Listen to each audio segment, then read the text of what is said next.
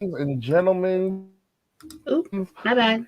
lords and ladies, and everything in between. Welcome to another episode of Geekin Out with your Geekin Out crew. Yes. I'm your host for the evening, Jermaine Jerfure, your geek of a thousand fandoms and keeper of the internet void. To my right Yes. Oh, you have is me back. Julian, Ooh. Oh, okay. Monsieur. Yes. Oh, yes. Me, Bad Juju. You can find me on Twitch. Of Double B's, Double D's. We do some gaming, some Heroes of the Storm. I'm a huge WoW fan. I'm a big Wheel of Time fan. Ooh, so that one's coming up soon. But yeah, not quite Jack of a thousand fandoms, but I'm somewhere up there though. He does dabble. And below us is the queen of social media, Yes. Ms. Ricky Hey, Z. hey, y'all. I'm Ricky Z. You can find me on Instagram at Ricky Z Social. I don't know why it's misspelled like that, but it's Ricky Z underscore social, and that's Ricky with the EY. Don't forget the EY, y'all. Everyone Right, will mess that up. right. It's definitely EY. You just gotta remember it, Ricky with the EY. You don't want to end up on the wrong page. You know what I mean? Right. Right? Mm. Like Ricky Smiley, apparently. I don't know. Yes. Oh, And here he comes. Here he comes. Oh, whoa. right on time. Hi, everybody. Ah, Hi, Timon. Hello, hello, Everybody, hello. welcome Timon to the show. yeah. Introduce Hi, yourself, the show. king. It's our missing Sanderson sister. Hi. Yes. He's our page. Wait, Stop. Page. Twist the bones and bend the back. Yeah, I love it. I love it. this baby back. That okay. So, what are we talking about tonight, y'all? Are we not live? We are live. We're so live. We He's are like, totes live. oh, we've We're- begun. Yes. We are totes live. Folks. All right, so then. so tonight we have a great show lined up for you guys. We're talking Hocus Pocus, Woo. Hocus Pocus 2, Hocus Pocus 1, all things in between, all things extra. But before we get into that, let's talk about some recent developments in the shows that we've been keeping up with. Yeah. So first Ooh-wee. on the chopping block, House of the Dragon. Off with our head. The way that if I wanted to scream Jakars, like Jakai. I just like it needed that, but I also understand her reason for not doing it. But she was just so close, so she could have ended it all right there. I don't know what you're talking. I haven't seen the last 4 episodes. I didn't Oh. see the very, very last one. I haven't seen yesterday. Ooh, last night episode was so good. Oh, I have hear, not I seen hear. last night's episode. The last episode I saw was the family Okay, dinner. but then let's talk about that episode because that episode was phenomenal. I'm Mhm. sorry. That episode got me heated. I was crying. I was heated too, but like by the end of it, I was like sobbing and stuff. I was like, "Oh, this Okay, one." well then like the next episode is going to get you heated. So, if you did not watch last night's episode of House of the Dragons, so if we go back to the one before it, there was another time jump. So by that point, all of Viserys' grandkids are older. So Aemon, Aegon, Helena, his children, are all older. Aegon is married to his sister Helena. Aemon is, a pretty good fighter. Yeah. Looks like Damon 2.0. You know what I was like about missing an eye. I kind of you can kind of see where that came from. You know what I mean? Mhm. It's obvious like this is the path that he's taken because they always made fun of him and things like that, and like now look at him, the big man amongst all of them. To be honest, He got second son syndrome I'm real sort of bad. mad at the way that came out because the ones that were making fun of him the most was Amon or Aegon. Aegon Mm-hmm. and Jacaerys. Mostly Aegon, and Jacaerys would just like follow behind him because he's like, "Look, Right. check this out." Yeah. Right. I mean, because there's But clearly a large age difference between them. Like, it was kind of hard to tell from the episode prior to that when when Lena they were like, passed away at Yeah. Lena's funeral, because they all look like around the same age-ish, with the exception of Aegon. And then, like, in that last episode, the episode prior, like, Aegon looks like he's the same age much as older. Aemon looks much older. Aegon looks about the same age as Jace and Luke, or at least Jace. Mm-hmm. Yeah, I agree. I I would agree. say I like think that they all look too close in age, even though they're not supposed to when be. they were Just like, introduced, Aegon seemed to be like, or Aemon. Mm-hmm. No, Aegon. Right. Aegon seemed to be like 16, Right. and Aemon was like 12, and Jace was like 10. hmm Like that's how it seems like the ladder goes. Like 15, Mm-hmm. 12, or 16, 12, 10, and then like little baby Luke was like 4. Well, no, the two kids, Aemon and Aegon, came beforehand for sure. So they're 16, 12. Yeah. Yeah, you're right. Because but there's 3 of them, aren't there? Yes, it's There's Helena. Helena was like just born then, or close to it. She was like a little kid. No, I mean out of Allison's like- kid, it's only the 2 boys. Yeah, Allison's Oh, the third girl. kid, The Helena. daughter married them too. I thought Aemon was the daughter that the third brother's one. married to currently. I thought it was Aegon, Helena, and then Aemon that were No, their order. Yeah, I think Helena's in between. Technically, I think the Aemon is just the youngest I don't think so, but out that of their might family. But if you're watching, please Out of feel the free group. to check and like ask Yeah, it, we'll or do check that. on and let us know, because I wouldn't Yeah. mind figure out. But it's definitely a crazy sauce. So, but yeah, so like in that previous episode, Viserys is literally decrepit, Crypt Keeper, like on his death's door. I love him. I felt so bad for him, because like that was clearly what he'd been wanting this entire time. He wanted his family together. He wanted them to be at least civil. Yeah. And like it was like pulling teeth. And to her credit, Rhaenyra had been trying to be like cordial from the get-go. Yeah. So like whether it was proposing a marriage between Helena and her oldest son, or just she said like, we were once friends, we don't have to be like this. But We do. Allison was on some BS, and Sir Cole, I'm ready for him to go. He needs to go. I'm ready for him to go. That's the guy that's the knight who's the captain who is loyal to her, yeah? To Allison, yes. Now. Yeah. The lover scorned. The lover spurned. I could do without that conflict, because I feel like she keeps stepping in it, but it's like, why are you being extra? She's being extra for no reason, I think. But maybe not no reason, because technically her father's like super politically manipulative.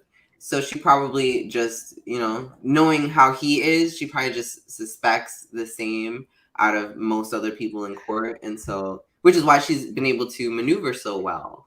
So strangely enough, though, like that was brought up in this last episode. Oh, bitch! Right, like just the fact that like spoiler alert. Oh, I gotta do this. But like, spoiler alert though. But like, there was a situation where Rhaenys had to give her a good preaching to, but like, girl, you talking about your duty to the kingdom and to the people, but you're literally doing this in service of the men in your life, between your father, your husband, and your son. They don't even really want the crown like that. Right. Like you're talking about your duty, but like you're basically like falling in line with the patriarchy. Mm-hmm. And it's like Actually. she literally told her about herself. She's like, "You've been doing all this, and you didn't think, hey, let me get the seat of the throne real quick. Yeah. Like you could have been had it. Yeah. You could have had it." That's true. But I mean, I think that it also really just, it's funny because it speaks to the fact that she knew better beforehand when she was younger, rather. Well, she just knew something different. Like, you know, when she was younger, she fought against the establishment, essentially, is really what that was. And like, she's become more in line, if anything, only for her father. So it's like her familial ties really what made her step up and be a little bit more mature about her duties and things like that. Because when her mother passed, that was it. She was like, okay, now I have to step up for my father because I know he has no one else. You know what I mean? He has no one else to really support him in these ways. So that's when she really started to step up. I thought, and that was like the feeling that I got from their interactions. So I think that it's not. I think it's just she's doing what she feels like she has to do because they're in a very tight spot. You know, right? They won't just take any woman. You know what I mean? It has to be a woman who's firm and strong, who still shows the qualities that they would value in a man having that position. So I get that. I think that is a little. That's all. I would. So from what I've heard, that the Allison from the books is a lot more political minded than the Allison in the show. Yeah. Because I feel that from that time that Otto was fired from being the hand and basically sent away, and he told her, "Hey, your kids' lives are on the line as long as Rhaenyra is considered heir to the throne." Yeah. So, like, I think he scared her into being so adamant about making Aegon heir because before she wasn't really trying to. Absolutely that. Absolutely that. Mm-hmm. Absolutely that. Yeah, because before she was just, doing her duty in her own way because it's like she kind of got forced into this in the first place. And she straight up said that Rhaenyra would make a great queen on the throne. Yeah. At one point, and then things started going differently, or she felt some type of way. Well, she got manipulated by by the master manipulator who's been manipulating her whole life, probably, sadly. Right. You know what I mean? So it's like, oh, that other Varys. Yeah. Otto too. All right. So hey, Tamon wanted me to show a video real quick. Commercial break. Okay. Ready? Is it ready? Okay, let's do it. Ready. Okay. Well, let me play it. Oh, I'm here for it. I can't hear anything. You know what? I've never been prouder to be in anything. Can you hear I now? always knew it was going to be a triumph. Yeah, it's good. Carl Martin meets Chris Martin. What could go wrong? Game of what now? Hey!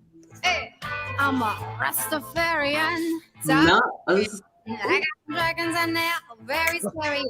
Been here and there and then I've been everywhere again. Rastafarian.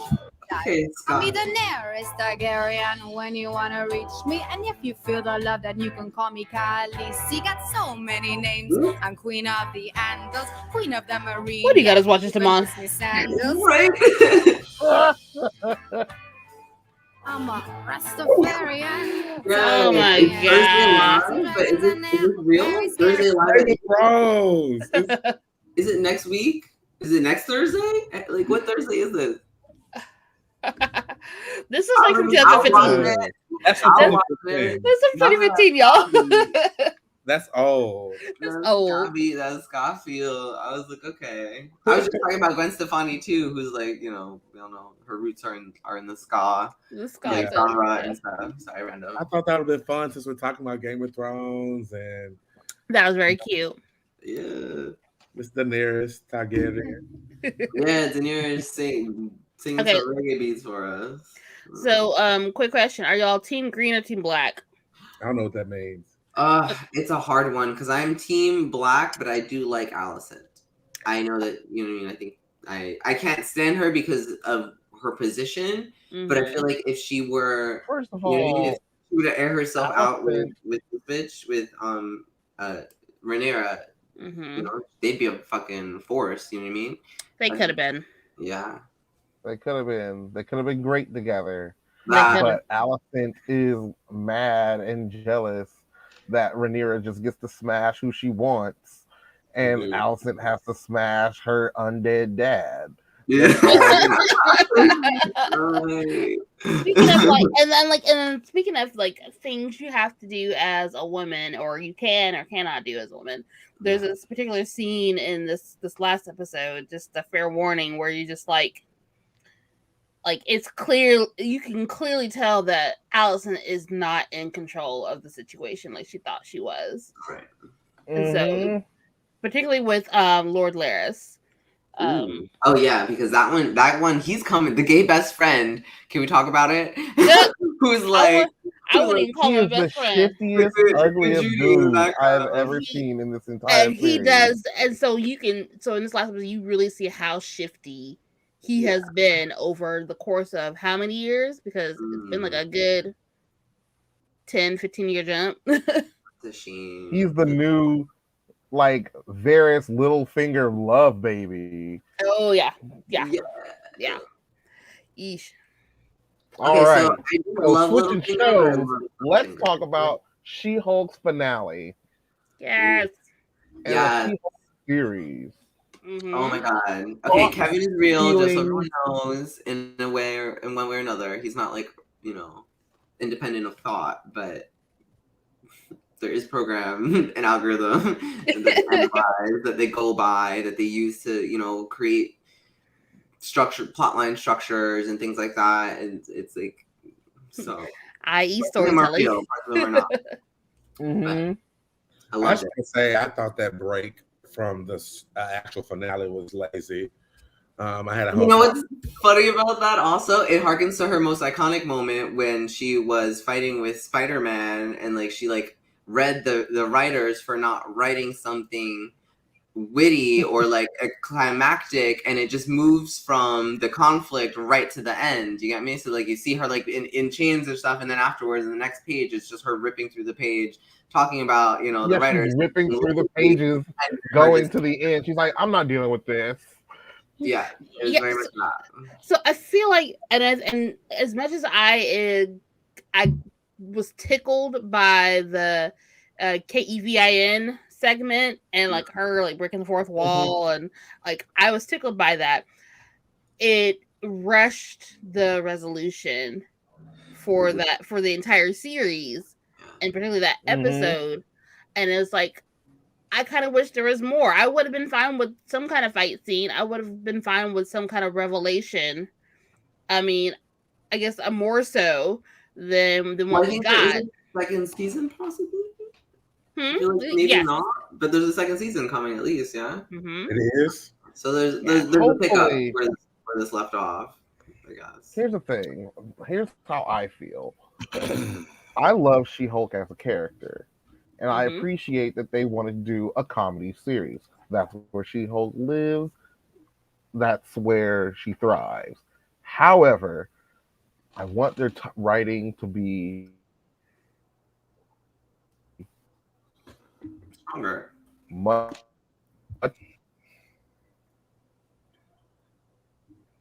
Whatever he's saying, I'm inclined to believe. I agree with. I'm generally there as well. I did like the fourth wall break, but I also know that they could have maybe done a little more with how it still ended. You know, they could have given us a little more there. Yeah, and I think like with the penultimate episode, where she's dealing with like the guy that kidnapped the dude that made her the dress and the suit and like all the other stuff. Like I feel like that was a really good like building up to something major, and it somewhat fell flat. But I think the second season will still continue on this storyline of what's happening, why they're trying to actually get her blood and things like that. That's my problem. My problem is that you depend on the second season when it's not promised to you. I mean, when you're Marvel and Disney, you know what's coming, but I just didn't like it because it didn't give us anything. We're at a point where the conflict was going to start, and then it just took us away from the conflict and made it funny, and then now it's over.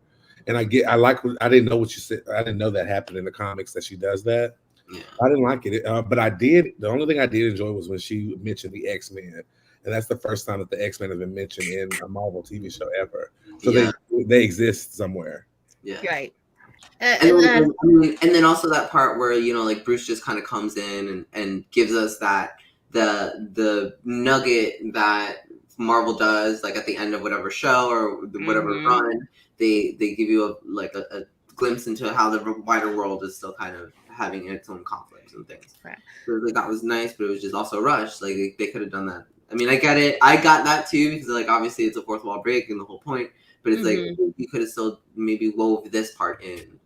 So everything like that. So maybe as much as I liked it, maybe it's more of a filler series in this case. So instead of not necessarily moving up the plot forward as much as it's just like kind of giving a little pieces of where the overall plot is going. So so we're thinking like with the mention of X-Men.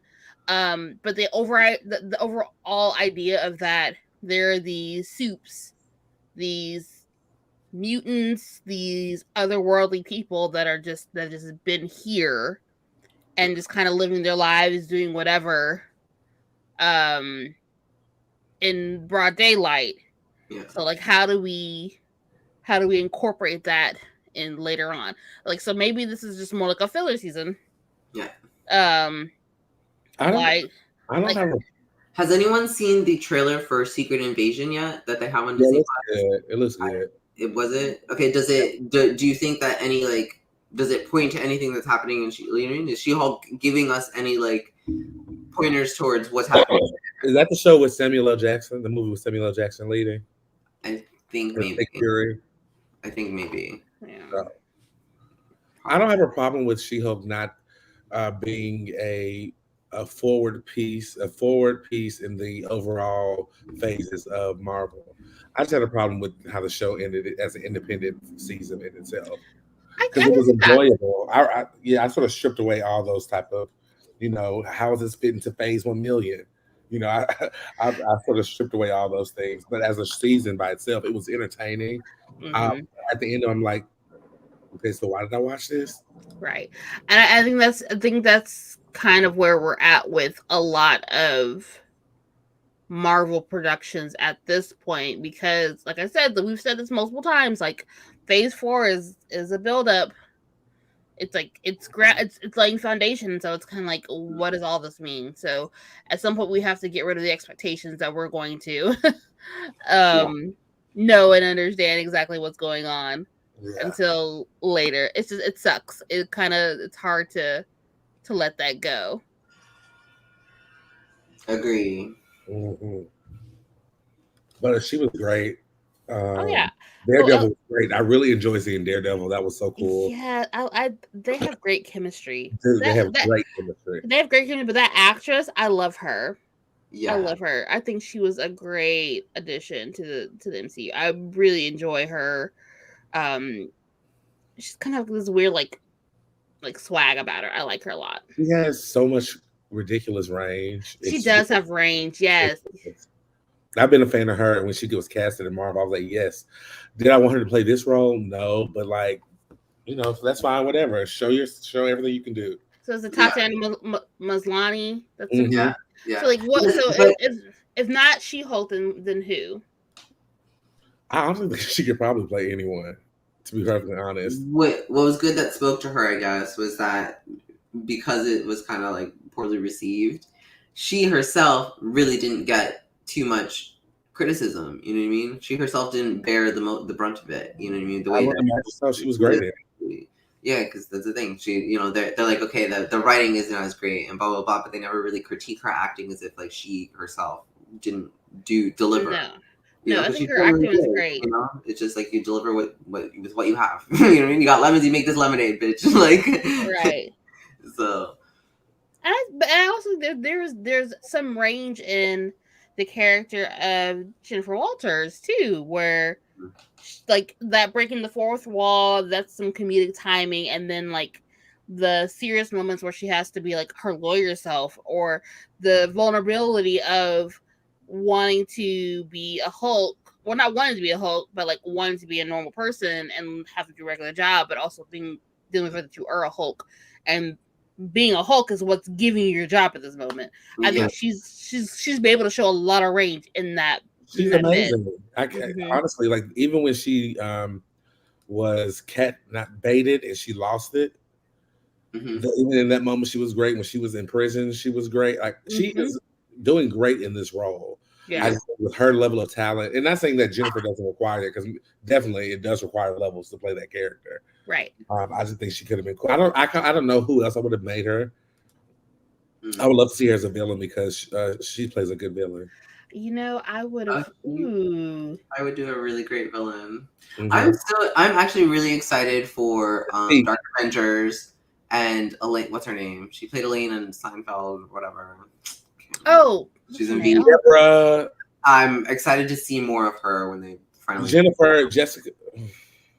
Not Jessica Jones. That lady. Oh my god! Oh god! All the fanboys are gonna come at us now.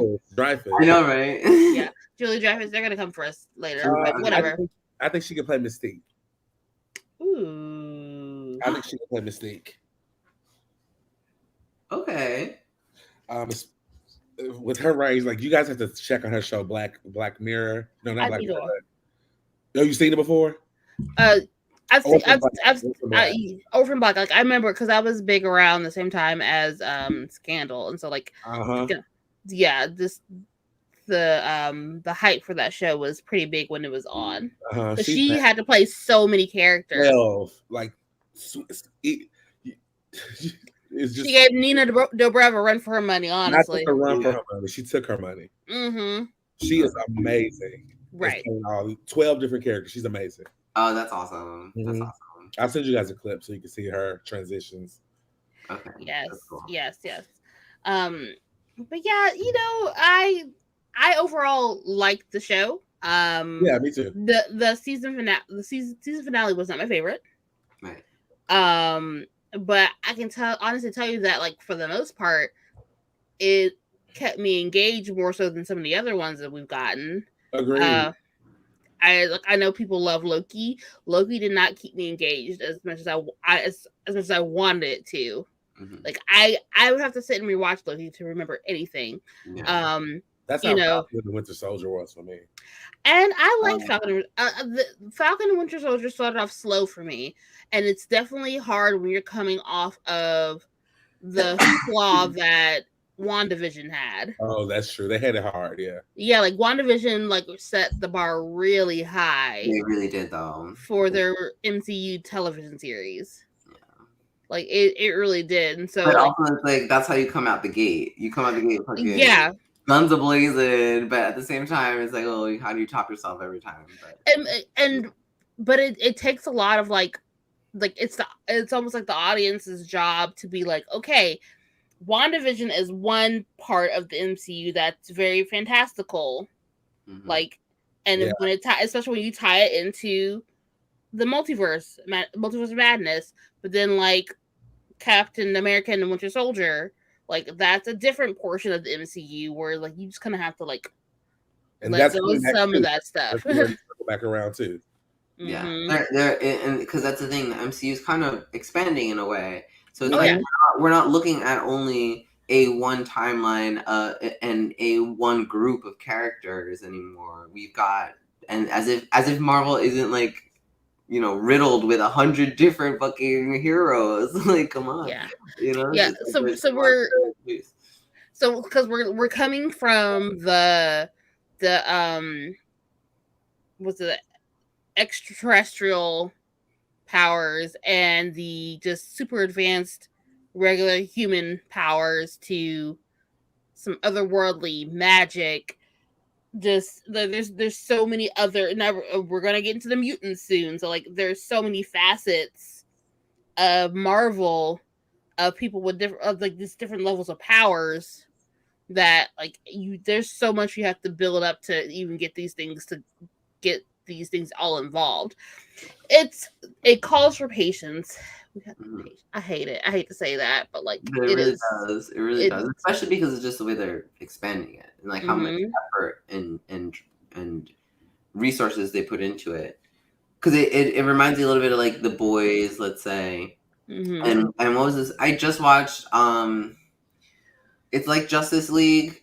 It's on Netflix, but it's like it's very 80s kind of. I don't know if you guys saw it. It's supposed to be a little bit adult and like kind of comedy.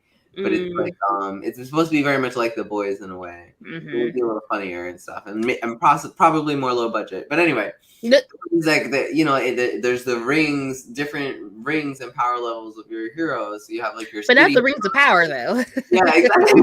That's what sorry. So you have like your city heroes, you have your national heroes, then you have your international heroes, then you have your universal heroes. So it's like they're all in different levels and spaces. So we're just we're getting all of them now instead of just the ones.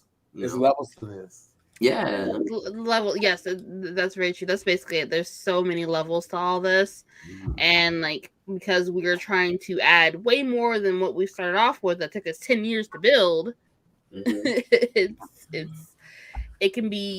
feels very choppy in some spaces. I love that the Marvel Universe is basically turning into New York, where we have all these different boroughs. And we have all these different communities. Yeah. And eventually, if something happens, we'll all come together if it's needed. But like we are separate and we do our own thing. Right. But they all live in New York, right? So. Everybody lives in New York. Literally. Literally. Well, except for She-Hulk. She's in LA. Look, that's the one. That's the one, okay? She doesn't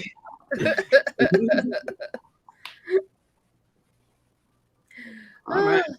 So, what else was on that list? No. We talked about She-Hulk. We talked about House of the Dragons. Was there another thing that we wanted to talk about? There was one more. There's one I didn't see, I don't think. One I don't follow it. But if not... Check the previous. Previously on... Can we do it previously on Geekin Out real quick?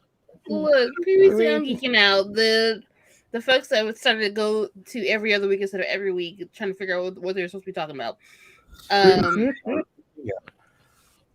We talked House of the Dragon. We talked about She-Hulk. Is that it? We just had. Oh yeah, this is episode 3. Let's go. All right, let's keep rolling. Let's just keep rolling. All right. All right. Well then, I'm back just in time for us to cut the commercial, and then we'll come back and talk about Hocus Pocus. Yeah. Yay! Well, let me find the right commercial. Shit. All right, ready? All right, here we go. It is the original 1984 Wes Craven classic with Heather Langenkamp, Amanda Wyss, Nick Corey, and a young Johnny Depp, and the introduction of Robert Englund as Freddy. Okay, guys. Okay. That's his favorite. Not the best, but that's his favorite. I personally thought Patricia Arquette was the best one, but whatever. Ooh, okay, I quit. Take his mic. Wow. Take his mic off.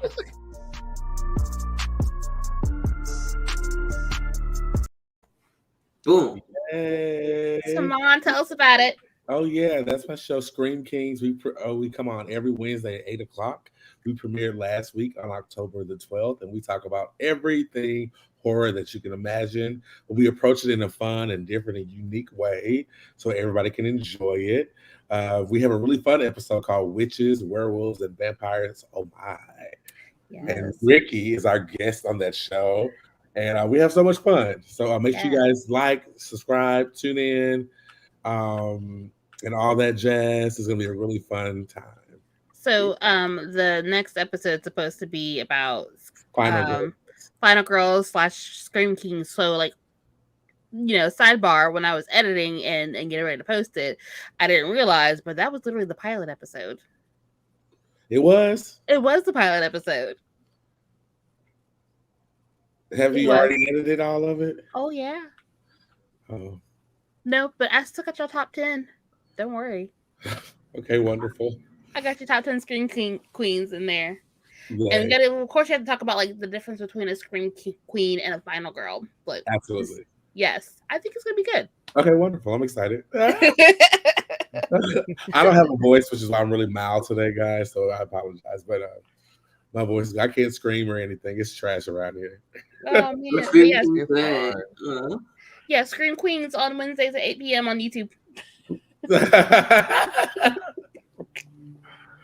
So Tamon just reminded me of the third thing we were supposed to talk about, which was Werewolf by Night. Yes, thank you. Oh, I need to watch that. I actually watched it like by myself, like on purpose, because I know I'm a scaredy cat, and like I enjoyed it. Okay, it was so like, fun.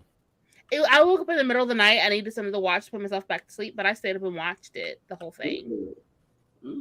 It was good. Werewolf by Night. It's an MCU. I was impressed and enjoyed the monsters. But I can't talk too much because whenever I try to give my opinion, my internet connection goes out. Oh no! So let's.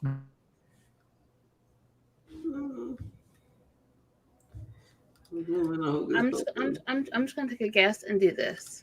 Yeah, Hocus. We're gonna be running the Hocus Pocus, guys. Hocus Pocus review. So, are we talking about the first one? We're talking about the second one technically, but I guess it's how it stands up to the first. Danny. Oh. Talking to you, Timon. First of all, the first one doesn't need much introduction or review. Everyone knows it. Okay. I'm ending. Most people know it. Yeah. Because I just I just found out that one of my friends had never seen it before in his entire life. And I'm like, how? Just because it's a cult classic. It's a cult classic.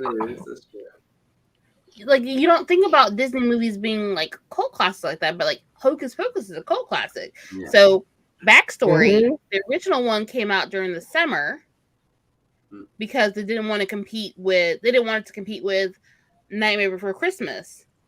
It came like June or July or something like that, and it tanked. It tanked.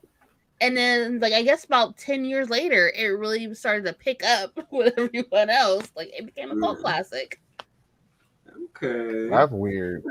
I remember, for me, Hocus Pocus is one of those movies where I missed out on a seminal Black movie to go see. Everybody else in my family was like, we went to the theater as a whole big old family. Everybody was like, let's go see Don't Be a Menace while drinking your juice in the hood. Woo. And I was like, I want to see Hocus Pocus. Oh. And they're like, but we're going to see a Menace. I was like, I don't care. I want to see Hocus Pocus. You know, so my dad was like, okay, you can go see Hocus Pocus and everybody else will go see Don't Be a Menace. And I was like, a little kid just sitting there in the theater with my little box of popcorn, and my dad like took me to a seat. He was like, "Stay here." And I was like, "Okay." Okay, I need to look at the Menace because I went to the theater for the first time for myself. I'm gonna look at the ratings for Don't Be a Menace because I'm trying to think myself, because I feel like my parents did a really good job, like probably too good of a job of like not letting me watch certain movies that are technically like Black classics due to probably just the appropriateness of them. Oh, that wasn't me. I watched everything from people getting killed to people having sex, people selling drugs. Yeah, my parents didn't do that, and like, granted, like my parents were young parents, so it wasn't like that. But I don't remember them like letting me watch a lot of those things. Yeah, a lot of Black classics aren't really child friendly. Yeah, I'm just like, I'm trying to look for it. Rating.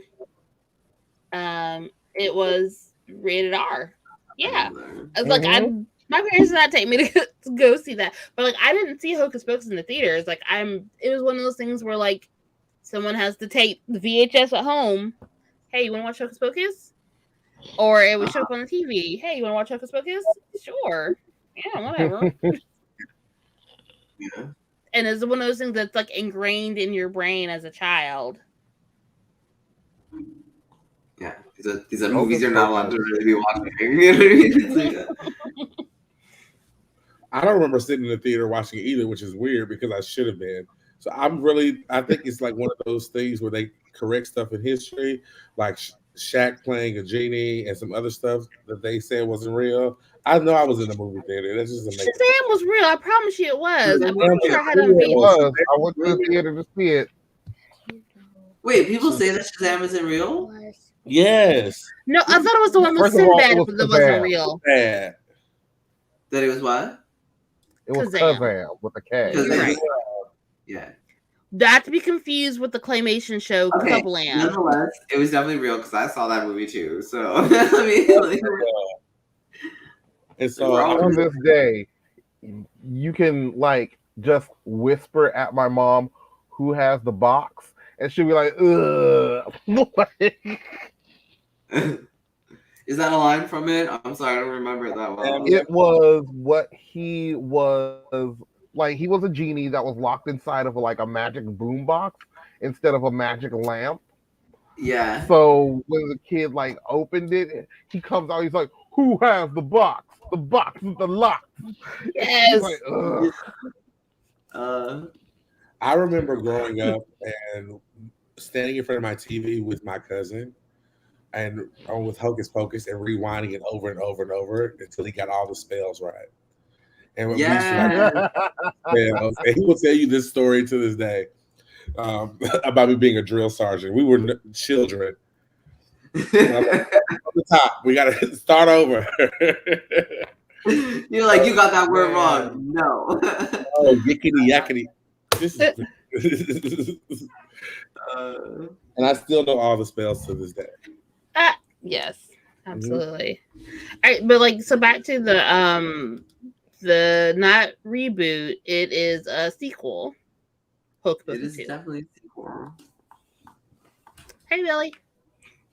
Thanks for joining us. Hey, Billy. Here's How my you doing, stuff? Okay. Satanic Panic in the 80s. Ooh, that's right. Yeah. That's a Blame Richard Ramirez. that was a about time. Hocus Pocus. They're trying to bring him back now with this latest one. So.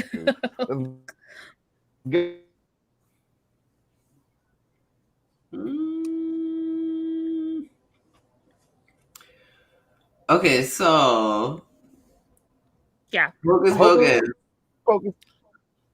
No. Hocus Pocus 2, the direct sequel. So that we pick up after the Sandersons have vanished in the first. Yeah. Quick. Okay, so I'm gonna. Look, okay, Jermaine, I'm gonna give you like a minute to reboot and come on back. Okay. So yes. So the Hocus Pocus 2 released at end of September. So we get the Sanderson sisters back. The black flame candle is lit again, and they somehow return, trying to take revenge on Salem. Salem and the last living descendant of the priest that did them wrong. Yeah. Yes. Essentially. So yeah, we get like a little bit of their backstory, which is nice. Right. Because we obviously didn't get that in the first one. The first one was just, oh, this is what happened to them, and they became witches afterwards. So it's like, okay, well. Mm-hmm. So Billy says Hocus Pocus is so many people's Halloween movie now. I'm still a Nightmare Before Christmas guy. Okay, so like I was more of a Hocus Pocus person, and then I didn't watch Nightmare Before Christmas until shortly after having my oldest. Like I remember watching it once as a kid, but like and being associated with what was it? Which movie was it?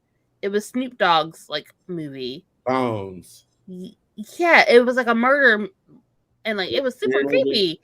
Yeah, like I remember watching that, and like, I remember watching that and then watching Night Before Christmas right beforehand. So like for the longest time I was a Hocus Pocus fan, but like I'm more of a Nightmare Before Christmas fan now. But I'm for Edward Scissorhands. Oh yeah. Oh yeah. I love Edward Scissorhands. Like don't talk about Tim Burton loving daughter. Honestly, Edward Scissorhands scared me a bit as a kid, so I never like really watched it like that. Because when I was younger, I was like, "Oh, this is too creepy for me." Those are like a lot of those movies, like between Hocus Pocus, Edward Scissorhands, like anything like that was like Tom Burton that came out like in the 90s. Like I remember watching them on TV, just catch them on TV a lot of the time. So like between that one and Beetlejuice and just those are just things that you kind of catch and they're just kind of ingrained in your brain as a kid. Oh yeah, I've seen this before. This is something. Yeah.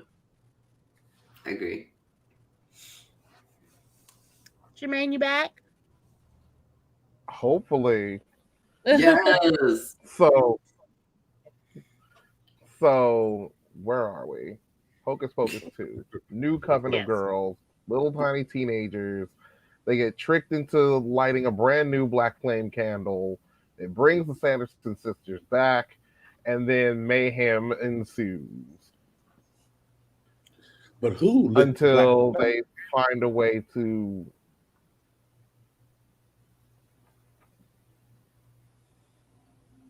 Tamon. Yes. Say something. Computer. Oh. Hello. Hello. Okay, so it took me a second to realize who the main girl is in the show. She's from Gossip Girl. Zoya Lotz. Yes. She's from the new Gossip Girl series. Yeah, she's in a few things. She's been in a few things. I remember her from some other movie I want to say, but I can't think. I think that's the one. That's the one that I know her from. It took me a minute to recognize her, but like that was the one I know her from more recently. Is the Gossip Girl reboot. Okay, really quick question. In the first movie, who lit the black flame candle? Thackeray. I mean, No. Max. It was the girl. It was Zach. Max. Oh, it was Max. No, It was Max. Max did. It was Max. You right. Max was the virgin that lit the candle. But wasn't one of the girls a witch in the end? No, that was his little sister that dressed as a witch. She just really wanted to be, I think. Yeah. Right behind me. Yeah, Danny wanted to be a witch. Yeah. Okay. Now, and then what's her name? The love interest. She just knew a lot about the Sanderson sisters because Allison just family. Yeah, she knew a lot about the history. Yeah, I liked Allison. Mm-hmm. Clever little white witch when she was throwing that salt all around her. I said, I wonder when I'm gonna call her Zoya from Gossip Girl. Right. Why didn't she call her that when she was throwing that salt around her? Because I have so many questions from this new movie, which I enjoyed. You can't compare this movie to the original. It's not for that, right? Yeah. It's not for like this one is better than this one because of the no. I didn't need that, and I think I didn't come with the mindset that I wanted some big epic movie with like all the feels, but like it was purely for nostalgia. Like yeah. Like it's how many years has it been since the original? Like it's been over 20 years. 29, 30 years. Oh yeah, absolutely. Good God. I got feels at the end. So like no, but I enjoyed it. But like I wasn't expecting, my expectations weren't heightened simply because it's something from my childhood. Like I simply enjoyed it for what it was. Yeah. Campy. Campy I mean, right. Bette Midler. I live for it, bro. Like it was campy and I enjoyed it for what it was. So I didn't need it to be some kind of epic Halloween film. No, it's a freaking Disney film that went straight to stream. Not straight to DVD, straight to stream. Some wicked it has some wicked background music, Billy. There's like maybe two main musical numbers. but it was not a musical for sure. No. Yeah, it felt flat to me on the song. Hocus Pocus 2 was as much of a musical as Hocus Pocus 1 was. Hocus Pocus Right. 1 doesn't seem like it's a musical, but there are three distinct songs in that show. Right. Yeah. But I'm mean, sorry, they but sing a lot. but like it's at the same time like it's a Disney movie with Bette Midler. Like there's gotta be some singing in it. Yeah, she's gonna sing something. They're all theater girls. Right. They're Exactly. Yeah. they gonna sing a little tune, sing a little ditty for you. Okay. Martha played Annie when she was young, and the other was from Sister Act. So it's just like Right. Right. Kathy. Yeah. Right. Oh, the Jimmy, love her. Yeah. Yes. Love her. But like but most of all, Bette Midler. How you not gonna have her sing a song? Yeah, right. Yeah, right. Bette Midler, I don't think she signs any contracts unless it says somewhere in there you have to sing a fucking music. She got to like, I think she's like, there's something wrong with this contract. Everything's something we're missing. I have a 2-verse minimum. Right. So... Look, the last movie that I remember her in, like specifically me, like, is The First Wives Club. I love it. Yeah. I love that movie. I love. Like they had a whole number in there. What do you mean? And even in Prom, even though it was actually a musical, but she did. I live for Bette Midler. Yeah. So I thought it was interesting. I like some of the parallels from this one to the original. Mm-hmm. I like how there's 3 sisters, 3 best friends. Yeah. I like that. Of course, the lead is of color. That was nice. Mm-hmm. I like that the Sarah/Allison character girl who's having a party. Her father's the mayor and all that. I liked her character. I love her ride or die best friend. That was fun. Right. But I wish they would have touched on why she's magical. I guess it's not important. Yeah, that was a little out of nowhere. It was so. But then not, because I feel like we got that in the beginning where it was like, you know what I mean? It's like whenever there's like a bond of three girls, there's nothing but magic there, kind of thing. So they touched on it in the beginning of this movie, whereas opposed to the first movie, like they get by their wits, and what they kind of know about any type of like witch lore, whereas these are like kind of practicing when we first meet them. At least one of them is definitely practicing in some form, but because of the fact that there may be a Hocus Pocus 3, I would hope that they would kind of hopefully they'll have the same girls and they expand upon it more, like right, like where is that witch link beyond the Sanderson sisters come in, because that would have made sense in the first movie too for us to have someone as like a witch in there, because you know they are in Salem. Yeah, exactly. That's what I'm saying. It's like perfect breeding ground. Allison would have been a great witch, honestly. Would have, yeah. But Allison would have been a perfect candidate because she's the one that's actually from Salem, from the original 3. Yeah.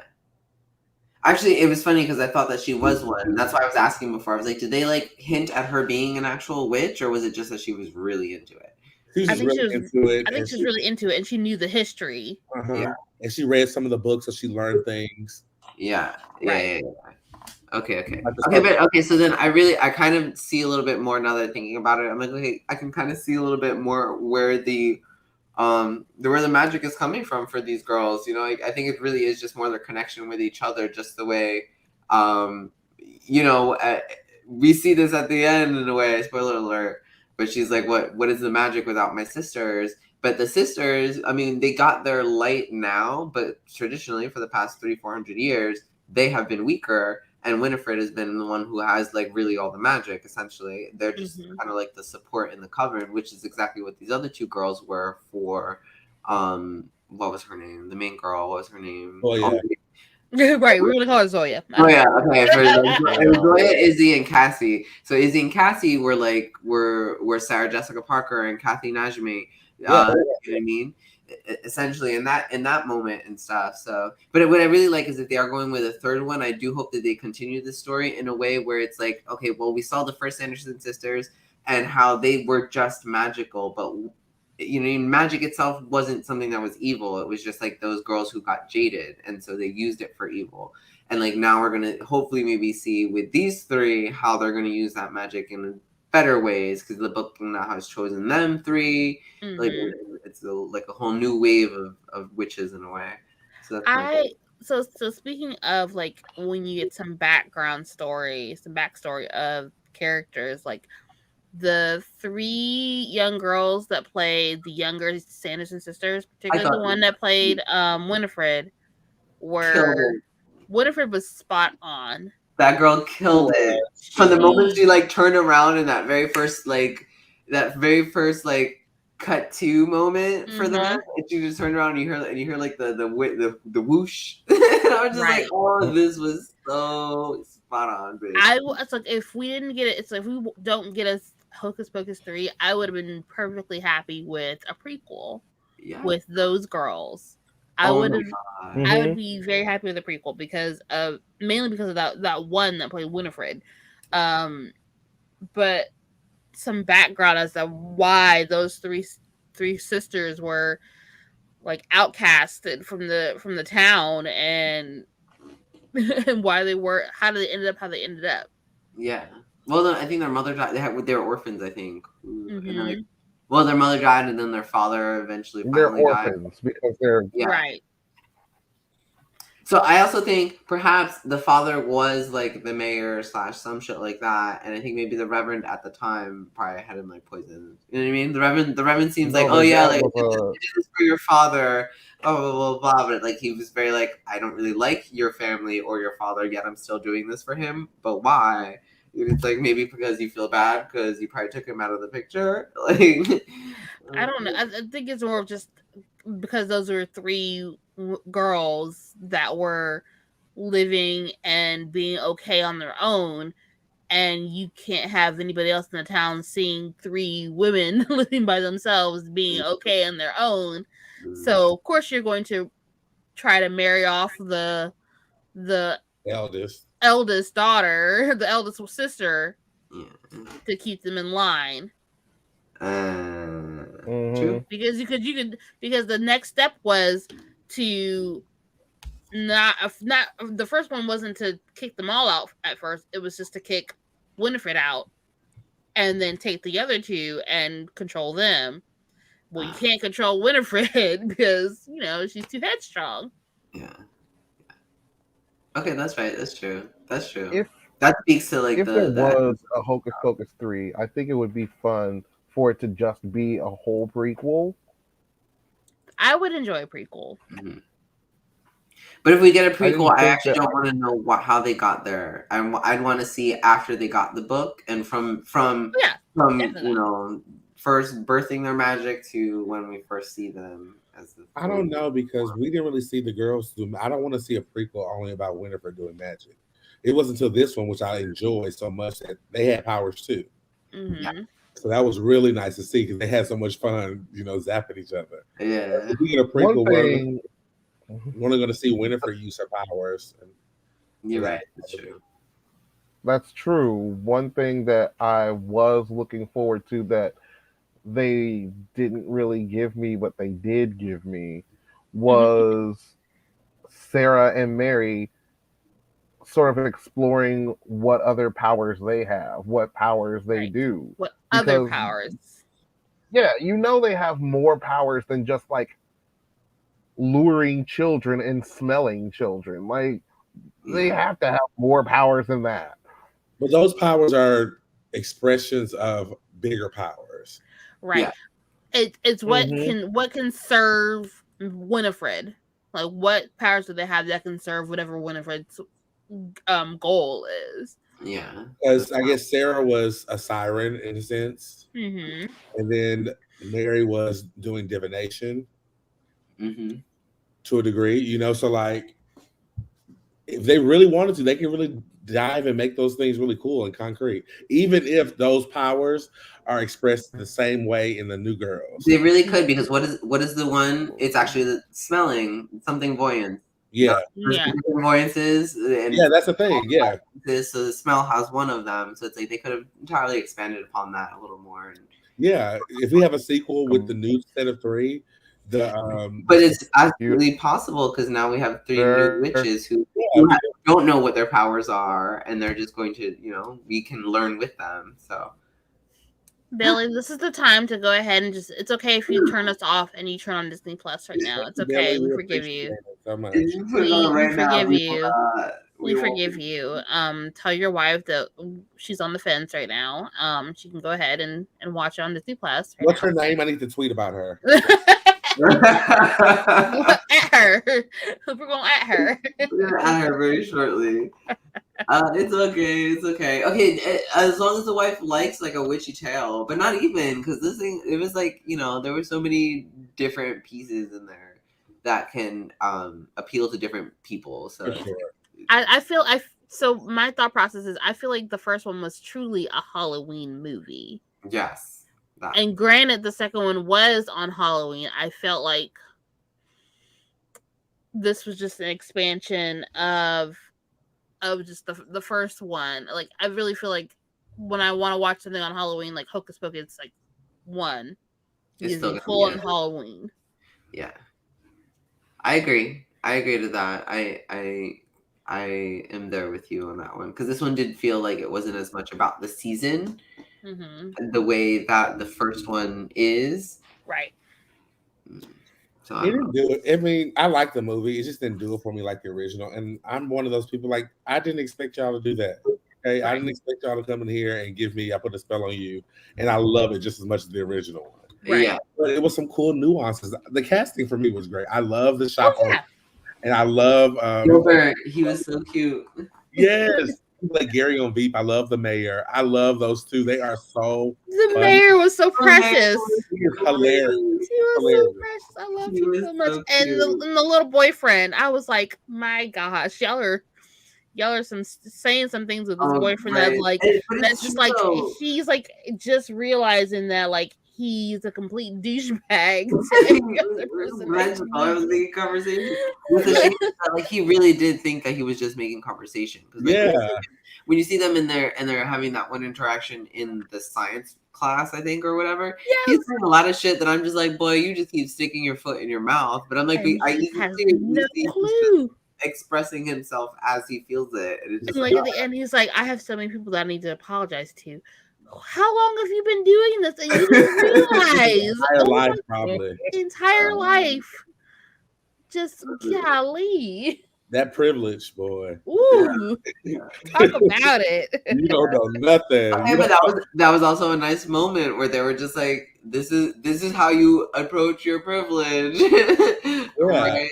Without actually like laying it out on a platter. I suppose it's like they're literally like, "Dude, when you talk to us, you say mean and hurtful things. Therefore, we feel like you're making fun of us. Yeah. Therefore, we don't like you."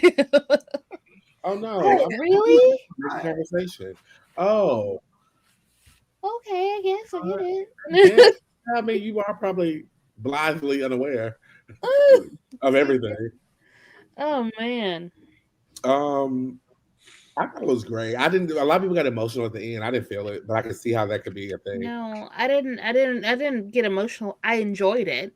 Yeah, I enjoyed it. I enjoyed it for what it was. I enjoyed it for a sequel that was like nostalgia, and the sequel that happened like, God, has it really been like that many years? Like over 20 years. Yeah, it's like if they can build upon this, and I don't even think it's necessary, but if they choose to, they don't have to. We don't need a sequel. We don't need any of that. We're good. I didn't need this one, honestly. Like I didn't need it. I enjoyed it. Neither. Like I religiously still watch Hocus Pocus every Halloween. Like, I mean, the only way I probably would have had, I really wanted Danny to be the lead of this movie. Yeah, and maybe her kids returning to their parents' house back in Salem to see how they're doing on Halloween, and then shit happens. I really wanted that to focus more. We didn't need Max or Allison, but I would have loved to see Danny come back, and then I probably would have had a more connection to this film because. Okay, wait. So really fast, post-credit scene. We all saw it. Oh yeah, we know. Okay, I don't know anything about it, but all I know is that there's another cat, and I'm like, so I'm not really sure what they're pointing to, but they're saying that the other is another black flame candle for the witch who gave them the book in the beginning. Okay. Oh, that makes sense. Now that she would be a cool antagonist slash mentor, Right. with a dark purpose in the end for the girls, the new set of girls. In So, the so that one right there. So the witch that initially gave them the book, the one that they technically called Mother, right? They could have done more with that character. Agreed. Now, and I granted, like she was in the beginning with the younger versions of them. If they could do more with that character, I think they're going to. When we see the three girls at the end of this one walking away, we see her flying behind them. Ooh, there goes Instagram, guys. So we see, let's say goodbye. So we see them, we see hello. We see that witch flying alongside, like right behind them as they're walking off into the mist. So I feel like we are gonna definitely get to see her in the next one, and she'll probably just usher in the next. I love the idea that she was so like, hey, you don't want to do the spell because we know because you lost your coven too, because you did the spell. And so it'll be so interesting to get some more information about that. But what was also great about that though was also how just like I don't know because the point was like we painted those witches as the villains in Hocus Pocus 1, and here we kind of see them not exactly villains. It's different now, She says don't do it because she knows she lost her coven because she also lost whoever her two sisters were, quote unquote. Right. You know what I mean? And that's why she was like, Winifred, I know that this is not something a line you want to cross. And then we see her do it, and then now she realizes why. So it's like, oh, okay, she's not exactly a villain though, that's what I'm saying. So it's like, so what I appreciate is the further personification of Book. Yeah, the spell book. So also, that bitch cried. I was like, okay, that's so like spell book is not just like not just a sentient book, but like clearly it has like feelings and thoughts, wants and needs, and like likes and dislikes. It doesn't like it when you do the spell. Don't do the spell, and it's going and like the fact that it can choose who it wants to be with. Now, see, an origin about the book will be great. All those things are so cool. Like, how the mirror is it Sleeping Beauty? No, it's Snow White. Mm-hmm. And once upon a time, someone was casted into that mirror, and now they lied to her. And to punish them, she casted them in the mirror to always tell the truth. Mm-hmm. She named her dog Book. Okay, wait, Billy. Sorry, not to interject, but Billy, did she name her dog Book after this movie, or just Book because that's a solid name? Does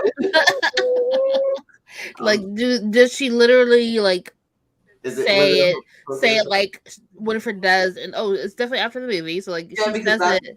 Yeah, because that's how you call that dog from now on. Call the dog like that. Okay. That's a waste of a name if you don't. That's a good name. Honestly, that's cute. That's a great idea. That's cute. We like that. Yeah, that would be interesting to see some kind of background with that. So honestly, so now that I think about it, when you're talking about the personification of the book itself, if they were to make this into an animated series, yeah, actually, I think they could do it. I could see it being something smaller.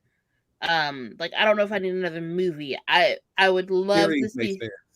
Yeah, I would see I want to see a smaller series where they are able to expand upon some of these characters, these people that they've introduced, or the background for some of these characters that we knew from the beginning. Mm-hmm.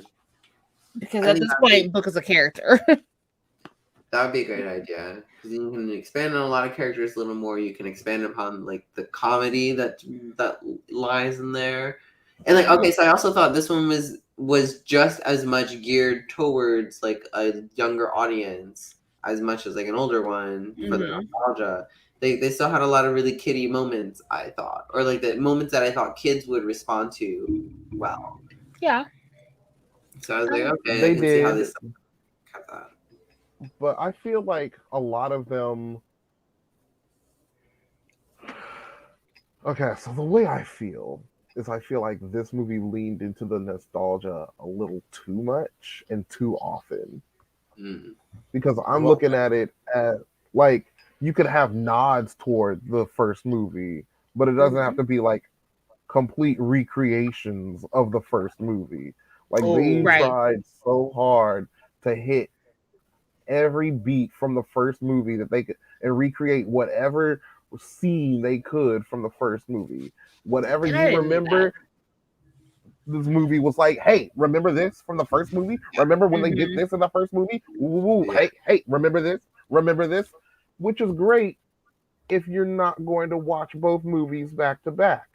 But most people, like, if you are really watching these movies 30 years apart, then it's fun. Right. But most people are going to watch Hocus Pocus 1 and then Hocus Pocus 2. So if I'm watching one movie for 2 hours, the very next movie I watch after it doesn't have to be 2 hours of, hey, do you remember? Yes, I do remember. It was 20 minutes ago, bitch. So therefore, I'm glad that I didn't stop to watch the first one before I watched the second one. Like, same. I think I had watched the first one like maybe the beginning of September, maybe like August, just randomly because the kids wanted to watch it. Yeah. And so like I didn't have to prep myself to.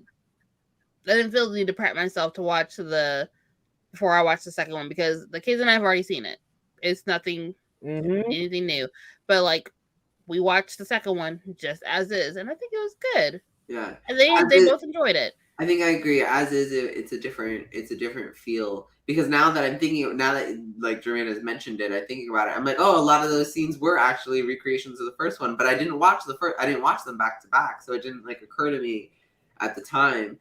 Now that I'm thinking about it, okay, I see that. But I thought where they shine most and what they probably could have done more of to make it less like the other one, but still give you that nostalgia feel, I guess, would be to expand a little bit more on when, like, the moments when they are in modern life.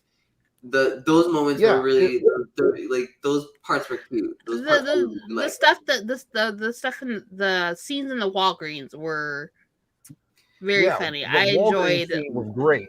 Oh yeah, that was good. Yeah. I also like the Siri when Siri was talking to them and they're like, "Oh my god, there's a woman trapped in a box. We have to run." Right. I love it. I love that. Right. What I didn't like is when they showed Hocus Pocus, somebody was watching on TV. That was funny. I liked it. I hated it. I didn't need it. That was stupid. I didn't need that. Yeah. What are you telling us by doing that? I'm so confused on what. Like what was the purpose of that? It was maybe unnecessary, but as far as that and like the drag show. Oh right, so contest. the costume contest, which was like a mix of a drag show, because there were some people in drag and then some like that for them it was just a costume. I think they were just kind of really. I'm sorry, but the gays kind of revived. I would say the Hocus Pocus. Look, the gays. So not to speak for y'all. I'm sorry, but. But so like from what if you watch the Hocus Pocus anniversary show that's on Disney Plus, the gays are all over that. The gays are all through that. They really love Hocus Pocus. They really love Hocus Pocus. They love dressing as the Sanderson sisters. They love doing the lipstick for Winifred. They like if you watch that, you can see that they're all up in, the gays and the theys are all up and through that, and they're hitting their demographics, right? And so it makes sense why you would see a portion of that in that costume contest. I agree, and then also who they chose to do that because that was an iconic moment for Ginger Minj and her drag career, and then also bringing back the Hocus Pocus craze because shortly after she did that, after she had showcased that, you saw a lot more Winifred costumes coming out. That was what, maybe 3, 4, 5 years ago, something like that. And like now here we are, and then we get all this drumming up for Hocus Pocus 2, and now here we have it's it. It's very cult classic like. It's very cult classic. Sorry, ASMR, right? I'm gonna go. Sorry. What are you pouring? Glug glug glug glug glug is this new Moscato that I have. Okay, so yes. I'll have to get you drinks with D'Angelo. There it is. Drinks with Ren. I'm gonna give a quick plug to my friend. Drinks with D'Angelo. She distributes wines from California. I think these are And that's all California, fine. I'm and appreciative they're of all the nod and compliment. But in universe, that was so weird because now No, we just like we drink anyway, so it Right. wasn't a game. yeah, there is usually a game. What is the game today? Look, we're an hour and 18 minutes in. We're almost done. So like we just drinking now. Yeah, hey. We just casually drinking at this point. Yeah. At least we're not drinking alone. So drinking game is take a shot every time my internet goes. Ooh, I can't do all that. What did he say? Take a something. So I'm assuming he meant take a shot every time his internet goes. Well, I'll be drunk before the end of the night. No, I'm just kidding. Come back. No.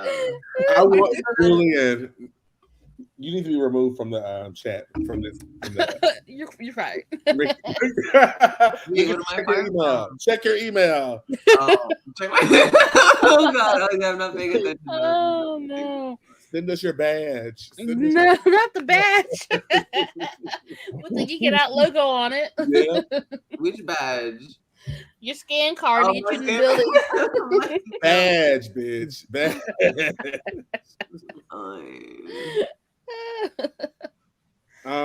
So what do we rate this? Like I'm 5. 5 broomsticks. 5 room. Okay. 3. I call it 3 Roombas. How many broomsticks? 10. That's what I would give it. Out of 5 broomsticks, what do you rate it? Out of how many? 5. Out of 5. Okay. I give it 5 Roombas. I thought that was cute. I thought that was cute. They came like they're following them around. They were cute. That was cute. I was like, I love it. So I'll give it 4. I'll give it 4 Roombas. I wish that the song was okay. The song was great, but it wasn't as captivating as I Put a Spell on You. Not at all. It was not. It was not that. But I mean, you can't. It's hard to read. Okay. Like. It's hard to recreate that though. No, they did a solid job of getting me energized, but they just didn't. It still didn't reach the same bar. That's all. Like I didn't care for it. First of all, the song that they sang in the place of "I'm gonna get you," that's so modernly well known. One way or another. And listen, everybody Kevin already told knows them that to do song. it. Everybody already knows how it sounds. I Put a Spell on You. It's so different from its original I Put a Spell on You that they're practically 2 different songs. Like the tempo, they could have done a more witchy song. That it could have been more like it was literally the same version that Sabrina Spellman did on that one season of Sabrina Teenage Witch. Like agreed, it was giving me that as opposed Kevin to also like told them to do that one. So I mean, whatever. like as opposed to like this very club musical theater version of I Put a Spell on You, which kind of showcased more of Bette Midler's style. Even though like by that point, like we all know that she can sing. But like this one didn't give us any more. It didn't have the pizzazz because they sang in the first one. Yeah, like when they come and they're reborn, they just break into the witches are back. For why? Why? Yeah, that was oh yeah, I didn't like that part either. Yeah, but you know what I did enjoy? Why? There's why because they produced the song. Oh, probably a fully produced song for it, so they had to showcase it in the movie somewhere. That's why. In the original music.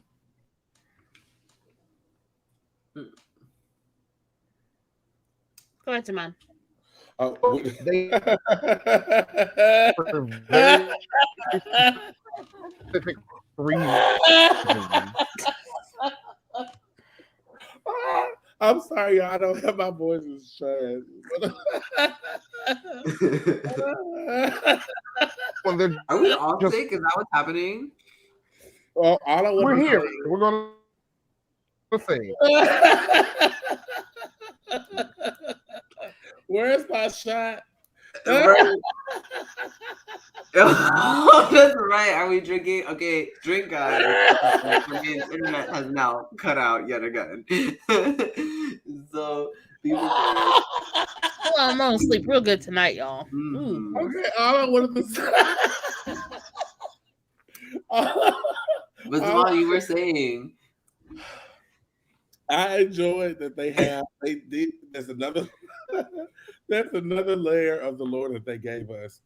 In their spells, they all have the mystical, magical.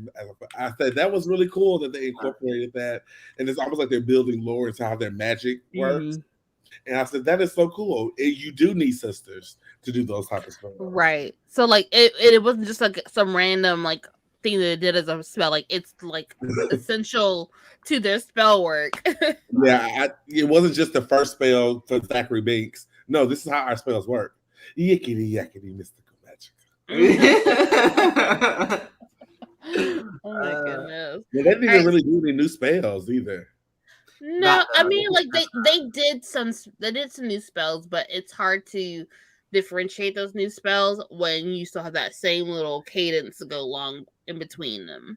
But what I did, yeah, the cadence doesn't help. But I did like how when they did break out, they broke the curse was a spell of their own, and I was just like, okay, that's what I'm here for. Like, show me a little bit of that, where it's like, okay, there's autonomy. I mean, there's in their variation in their spell casting. So absolutely, I would give it at least 3.5 Roombas. Okay. Pushing like 3 3/4 of a Roomba. Because I enjoyed it. I didn't have expectations for it though. But I enjoyed it, and that's all that matters for me. Like, did I want to watch it? Cool. Could I watch it again? Awesome. Maybe. But I wasn't expecting like. If they play it back to back on TNT, yes, I will tune in. I'll sit and watch it because it tis the season. But like scrapping eggs and fixing breakfast and cleaning up, and it's gonna stay on. If the kids wanted to watch Hocus Pocus 2 on the TV, I'd be like, okay, cool. Go. That's fine. I'm with you, Ricky. I give it also 3.5. I really want to put like some Roombas on the screen. I know, right? Do we have? Oh, I wish we had one. No, we don't have time. That's too much work. Look, I'm gonna be the nasty one and give it 2.5. Maybe 2.5 2. Roombas? Oh man. No, he said no Hocus Pocus 2. I wanted it to stand more as its own movie rather than a nostalgia movie. Yeah. I'm the person that didn't expect much, but I didn't want it to be a nostalgia movie. Makes sense. You know, I can understand that, and that's okay. Yeah, that's okay. I think it's weird. Like, I don't know. I guess maybe because like people's expectations for these films. But yeah, you just gotta like know where your expectations lie. It's like this is what you expected. This is what you don't have any people. That, like, yeah, essentially, like, don't expect these things to completely blow your mind and blow you away. Like, just like some of these things are truly meant for nostalgia. Simply, this would have been a straight DVD. Yeah, and there's something wrong with that. No, definitely. I'm glad I didn't go to a theaters to see this. Now that would have pissed me off. Look, this is like all the Bring It On renditions after the first one. Like, these are all straight DVDs and go straight to like Freeform afterwards, and that's fine. It's giving Halloween Town, and that's fine. Hey, and we still sit and watch those too. I'm sorry. I said even Halloween Town movies didn't call back to each other as much. Right. Well, yeah. But like so, Hocus they were Pocus direct 2 sequels, and like, Frozen not 2 suffer from the 20 years same, later. but also, but like, but which is Halloween, hey, remember but like the Halloween first Town movie? didn't have the large time span in between, Yeah. like because when you have the first Hocus Pocus, it's very much like we're thinking we're never seeing the Sanderson sisters again. Like there's no way to bring them back. I Where get that. with and so like I can kind of see that where it doesn't like Halloween Town doesn't have to harken back to the first so much to get people hooked. Right. I mean, you could have nods to the old one, but like they had people dressed up as like the random husband and his wife. Yeah, that was like why. I thought okay. So I feel like the amount of people that were dressed up as the Sanderson sisters compared to the first one, where you saw like at least like one little group of girls that had a Sanderson sisters costume, and like this one where you had like several. I think that's a play on the rise of the movie as a cult classic. That's what they're doing. They're just kind of putting that in the they're kind of playing fun at the fact that they're a popular item in a way. Oh my god. Drink, guys, drink. Yet again.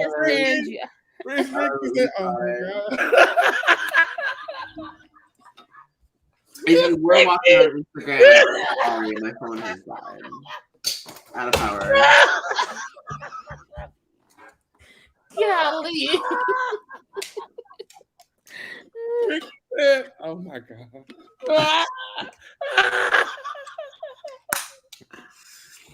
I can scream. I definitely would. I definitely said, "Oh, he's gone." Not, oh my god. Oh, he's gone. Oh, that's it. It's done. Oh, stop. Oh, I thought you said, "Oh my god."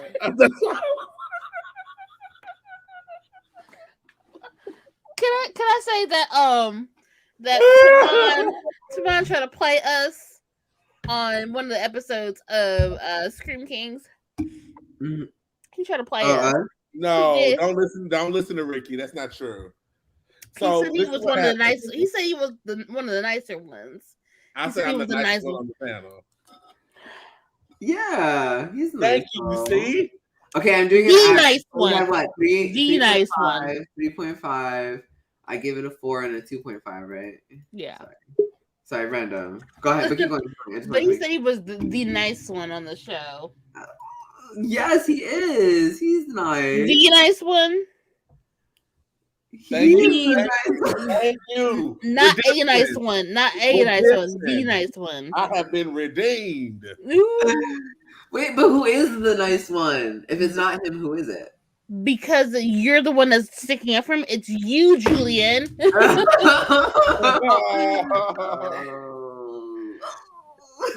the nice one, Julian. No. He's the nice You're the cinnamon Julian. We're all the mean ones. No, that's not true. No, that's not true. Julian just crowned me as the nice one. There we go. Therefore, he got a sash. He has a scepter. Therefore, Julian's the actual heir to the Geeking Out throne as the nice one. Mr. Congeniality. There you go. Right? Is that right? Oh yeah, Mr. Congeniality then. Okay.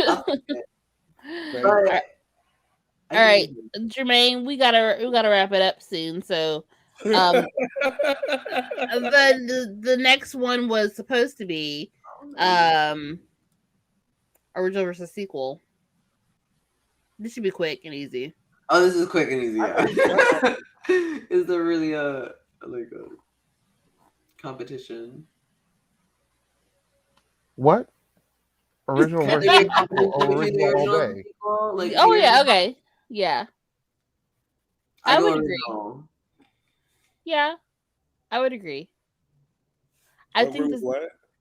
original versus the sequel, like Original. pros and cons. Same question. Yeah. I think that the sequel has its merits. I think the sequel has its really nice and cool points that that makes it enjoyable. Mhm. But the original has nostalgia and time on its side right now. And it's got has a following that that if it weren't for that following in the cult classic like era that it's in, you wouldn't even think about having the sequel in the first place. Well, At least at this point in time. I mean, like if it had been released, if it had premiered during the actual Halloween season, I could see it having a sequel sooner, assuming that the actresses were willing to do it. But at this point in time, it's the original. Yeah. even a sequel picks the original.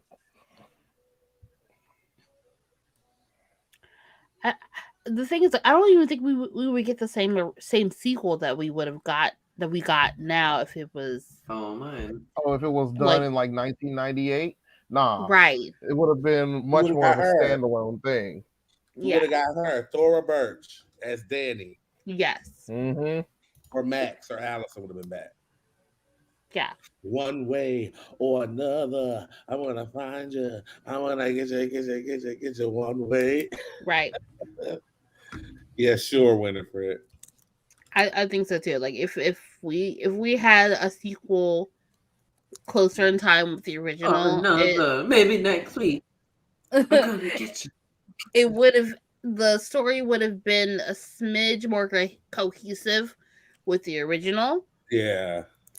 But the plus side is that there's the possibilities that we can get with with what we saw from the sequel, like the younger versions of the Sanderson sisters, book that the witch that they call Mother, like this the three new witches now, like there's potential. They have something to build on. Mm-hmm. For sure. See, I can see the bones that they wanted to do, where they wanted There's to some make bones. this sort of like the craft versus the Sanderson system.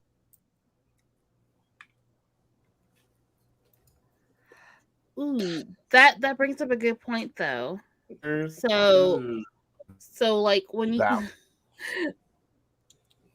so like now that you bring up the craft though. Wait, what is the comparison between the Craft and the Sanderson sisters? So the Craft just put out a sequel like a year ago. Yeah.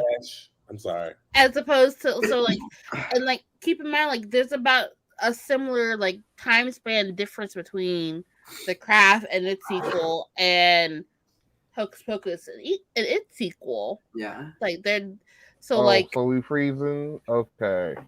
Yeah. Yeah, girl. Yeah, girl. I'm okay, but I think that the difference, there's a huge difference in the way that they were produced, because maybe the Craft sequel just felt very different from the original Craft versus this one just being like very much like the original in its own way. So it's like, I guess so. And but the thing is though, like both of these sequels had the backing of streaming platforms that should have given them more freedom to do better. And so like Hocus Pocus 2 did better as opposed to the Craft's chance to do better.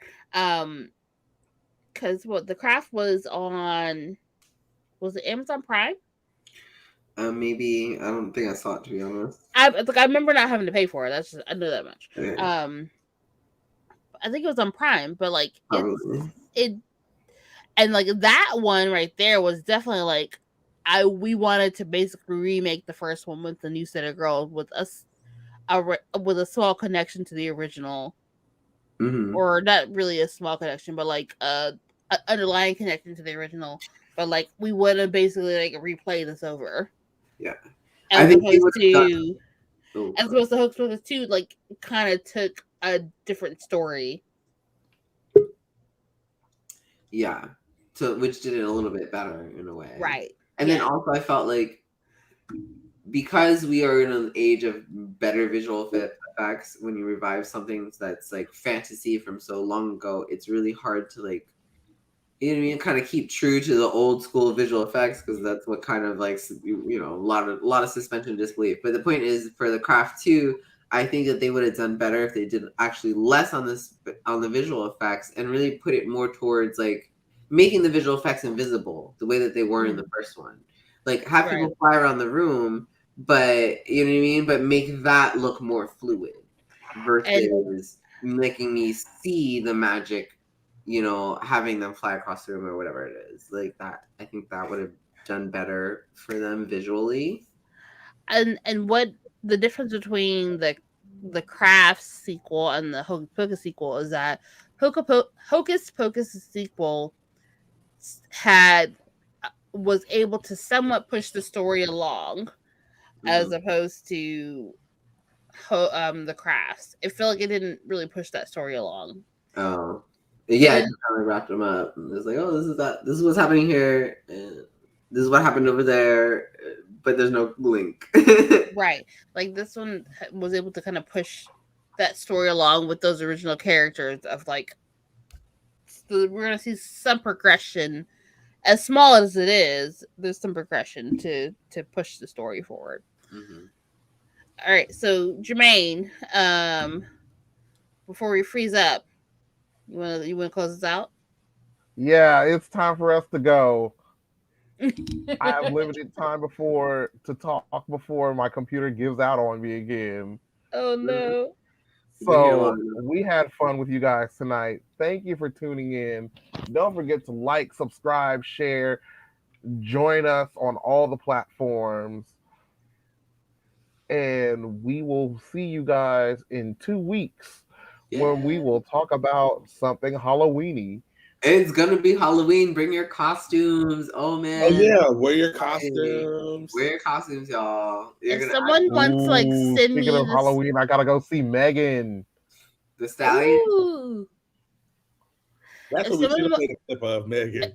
If someone wants to send me like a pair of adult lime green tights and lime green makeup, I will gladly make myself turn into Jennifer Walters to She-Hulk. Oh, that's great! Oh, yes. I love that. I said Jennifer Walters, and I thought Barbara Walters. Don't do me! Don't do me! He tried it. No, I saw someone on TikTok.